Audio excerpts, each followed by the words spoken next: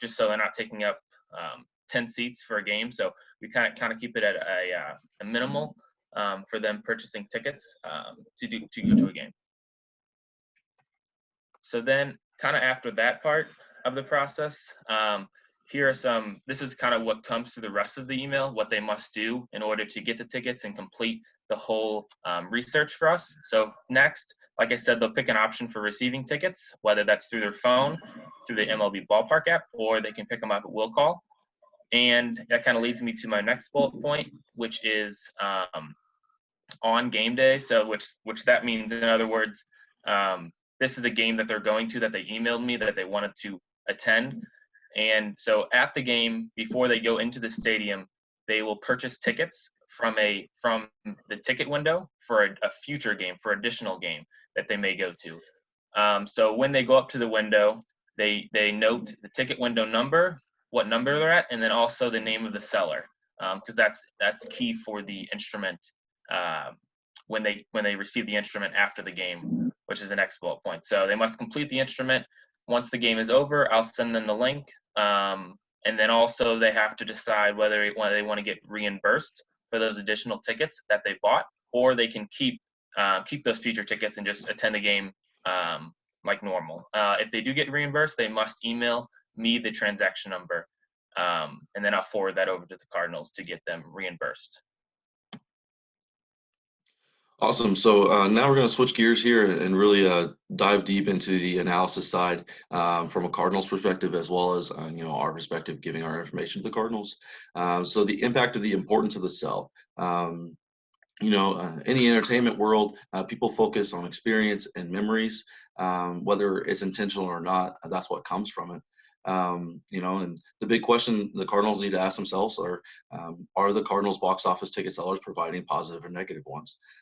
So the importance of that sell is are we building and representing our brand in a very positive way? And this one is focused toward the ticket windows and the interactions outside the ballpark as they come into the gates, or maybe even a few days before they come into the gates. As well as the decision driven by data. So as we'll get into some suggestions and stuff, but all of that is backed by data that we've collected. And it's important to see that full picture.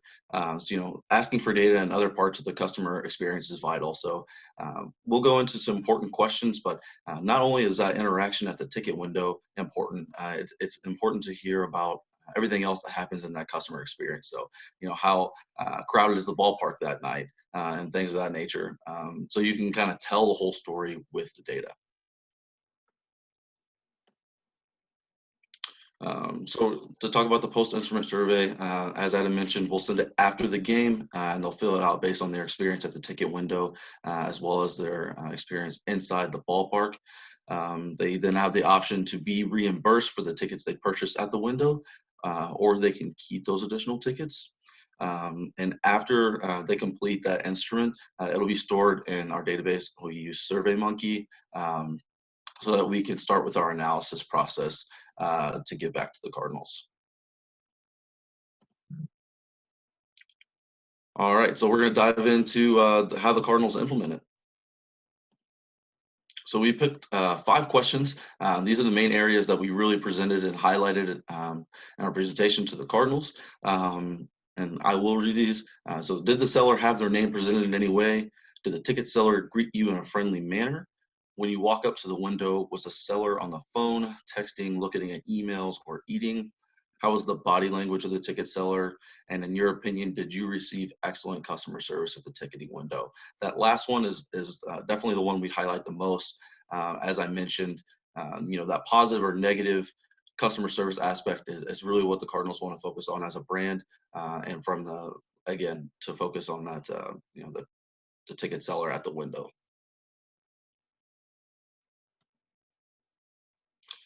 All right, so we did break down all the individual survey responses and give them back to them so they can analyze those. The importance of those individual breakdowns is to kind of understand how the customer experiences worked.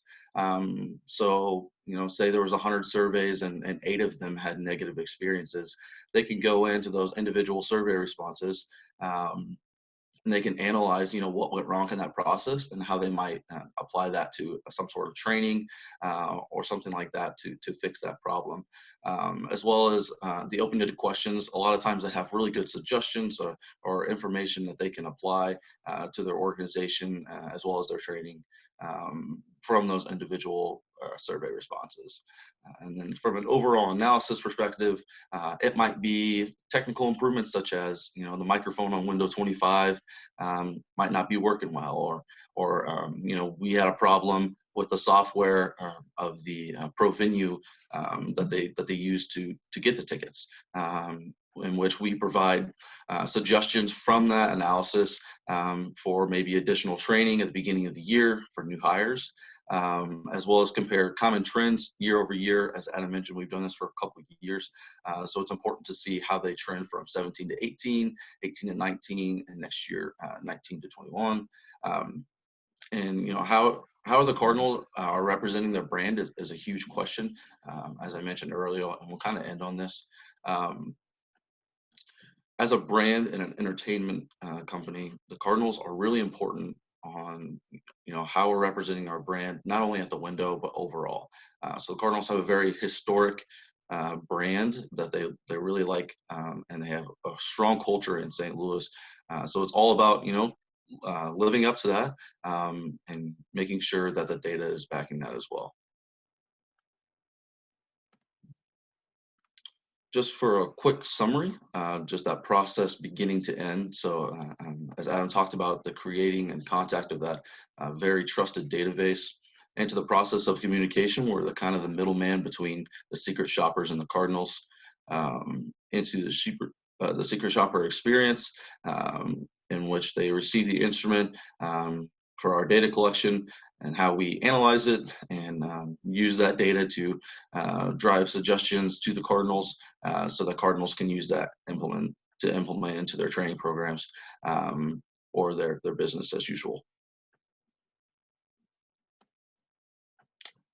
Any questions? Any questions? Thank you. Thank you.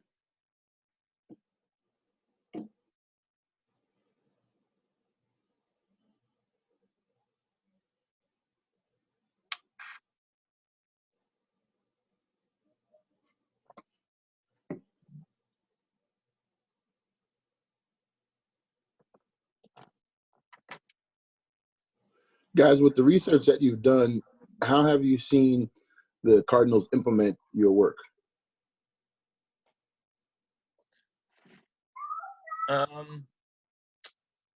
I would say from what we've seen, since I've done it for the last 2 years, presenting it in for 2018 and then also for 2019, probably the best way that I've seen improvements and what they've implemented from our suggestions are being able to see that data from 2019 and being able to compare that from 2018 and see those changes on paper rather than being at the stadium.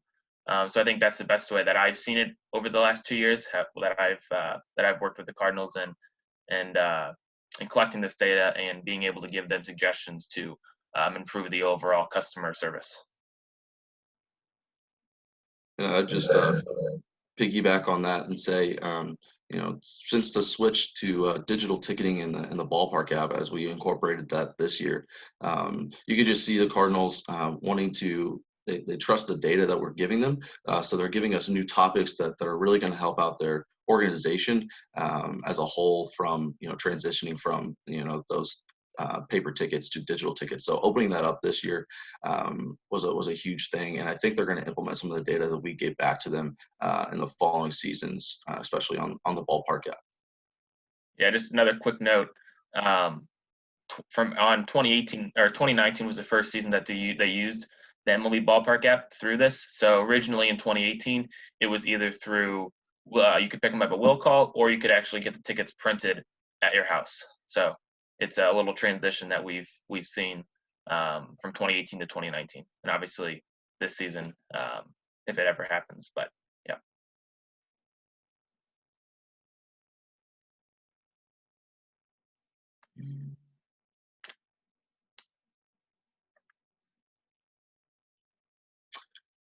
So that's a very good question. I don't know if you see, Adam, if you were to continue your project, would you wish to make any changes?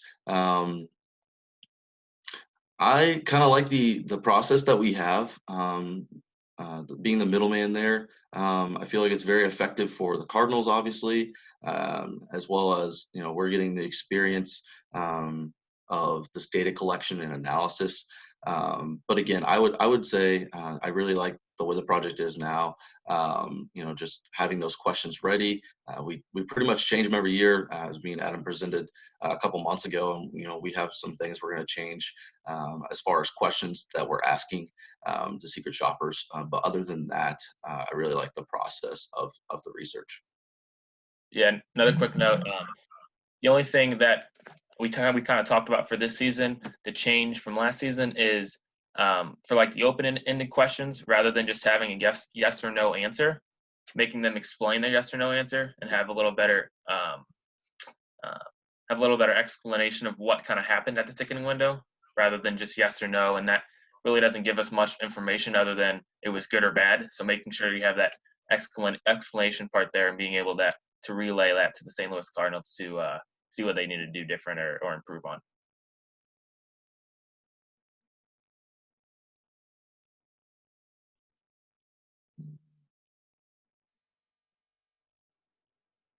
For Gabriel's question, I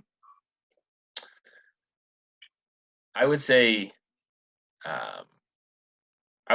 yes, no doubt. I mean, it's just being able to. I would say, like, for hockey, I know Jason has talked to a couple people down there, and we've been able to. We're trying to get some work together where there can sort of be like a secret shopper program with St. Louis Blues. But it definitely can work. For, if anything, it's just a matter of tickets being available. For St. Louis Cardinals, obviously you have 45,000 plus seats. The Blues is a little smaller, so that's probably the only adjustment you'd have to make if there'd be enough tickets. If they'd be willing to provide tickets for secret shoppers to improve their customer service at the ticketing window. But I would say yes. Yeah, just to piggyback on that, as Adam mentioned, that capacity really, kind of opens up that amount of tickets they can give to those secret shoppers to give those experiences. For smaller menus such as the NBA or even the NHL, as Adam mentioned, those are going to be a little bit different, as you usually want to sell those arenas out. I guess any arena out, but you have a smaller capacity there where you have the ability to, and so you would have to do it, I guess, in smaller increments of giving out those tickets, and they'll probably be like during the week games. But you could definitely still apply that to other areas.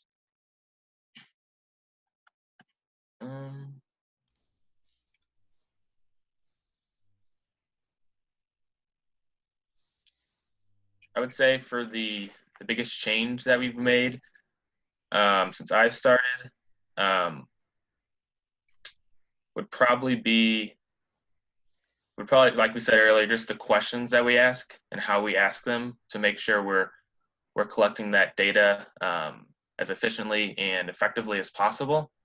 Would probably be the biggest change from when I started in 2018 to now, because I know we've changed a few questions where we wanted to get that insight from that secret shopper to make sure, because the Cardinals kind of, when we present to them, they kind of give us suggestions on maybe some different questions that we could ask. Like for example, we added another question in there about the how busy Busch Stadium is on a scale of 1 to 10. Being able to use that data and see what days are more busy than others, and seeing how busy the ticket windows are, like for a Saturday game or a Tuesday game. So that's probably the biggest change that I've seen since I started. For Michael's question, we definitely come into a challenge, not of bias, but there's kind of been some, complications and questions. So one of the questions we asked was, did the ticket seller offer you multiple seating options?